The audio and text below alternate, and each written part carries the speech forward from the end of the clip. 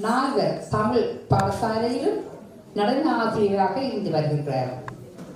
இவரின் மாணவிகள் உலகின் பல இடங்களிலும் நடன ஆசிரியராக இருக்கிறார்கள் என்பது குறிப்பிடத்தக்கது. சமீபத்தில் 2021ஆம் ஆண்டு குளோபல் அச்சீவ்மெண்ட் அவார்டில் இவருக்கு நித்ய ரத்னாகரா என்ற பட்டத்தை சூட்டியுள்ளார்கள்.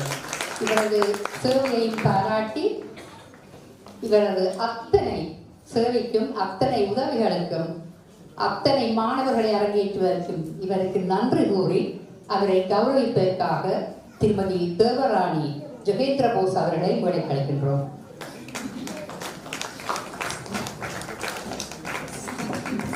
உங்கள் கைகளை தட்டி